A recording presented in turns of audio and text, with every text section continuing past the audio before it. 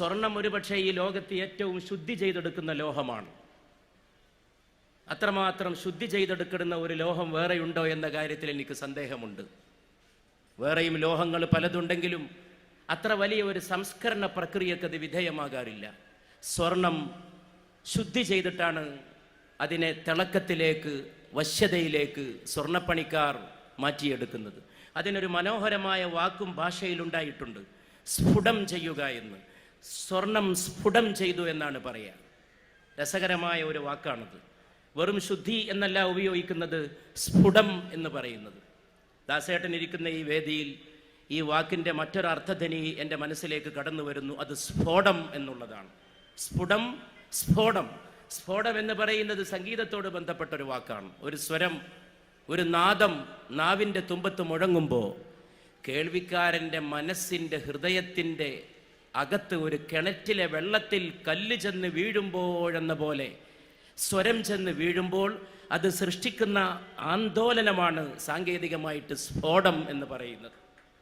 ഭാരതീയ ശാസ്ത്രത്തിൽ ഒരു ശാസ്ത്രശാഖ പോലും ഉണ്ടായി, സ്ഫോടശാസ്ത്രം. സ്ഫോടശാസ്ത്രം ശ്രീനാരായണ ഗുരു അരുവിപ്പുറത്ത് ശിവഗിരിയിൽ ശാരദാ പ്രതിഷ്ഠ നിർവഹിച്ച സമയത്ത് ശാരദയെക്കുറിച്ച് അവിടെയുള്ളവരോടൊക്കെ കവിത എഴുതാൻ ആവശ്യപ്പെട്ടപ്പോൾ പലരും എഴുതിയപ്പോൾ അതിലൊന്നും തൃപ്തനാകാതെ ശ്രീനാരായണ ഗുരു തന്നെ തൻ്റെ വക ശാരദയെക്കുറിച്ച് 4 വരി എഴുതുകയും അതവിടെ ആലപിക്കുകയും ചെയ്തു. അതിലിങ്ങനെ ഒരു വാക്കുണ്ടായിരുന്നു, കലാ കുതൂഹല സ്ഫോട എന്നൊരു ശബ്ദം. സ്ഫോടം, കലയോട് ചേർന്ന് വരുന്നതാണ് സ്ഫോടം എന്ന് പറയുന്നത്. അതുകൊണ്ട് സ്ഫുടം ചെയ്തെടുക്കുന്ന സ്വർണം കോടാനുകോടിയുടെ ഹൃദയത്തിൻ്റെ അകത്ത്, ഹൃദയത്തിൻ്റെ ആന്തരികമായ ഗാനശാലയിൽ സ്ഫോടം സൃഷ്ടിച്ച സ്വരത്തിൻ്റെ ഉടമയുടെ മഹനീയ സാന്നിധ്യം. അങ്ങനെ എല്ലാം കൂടി ചേർന്ന് അഴകിനോട് അഴക് ചേരുമ്പോൾ സ്വർണത്തിന് സുഗന്ധം എന്ന പോലെ. അങ്ങനെ ഒരു പാട്ട് ദാസേട്ടൻ പാടിയിട്ടുണ്ട്, സ്വർണത്തിന് സുഗന്ധം എന്ന് അദ്ദേഹം എവിടെയോ പ്രയോഗിച്ചിട്ടുണ്ട്. എവിടെയാണെന്ന് എനിക്ക് തീർത്ത് പറയാൻ കഴിയില്ല. എൻ്റെ ഓർമ്മയുടെ അറകളിൽ എവിടെയോ ആ വാക്ക് വന്ന് വീണ് കിടപ്പുണ്ട്. സ്വർണത്തിന് സുഗന്ധം.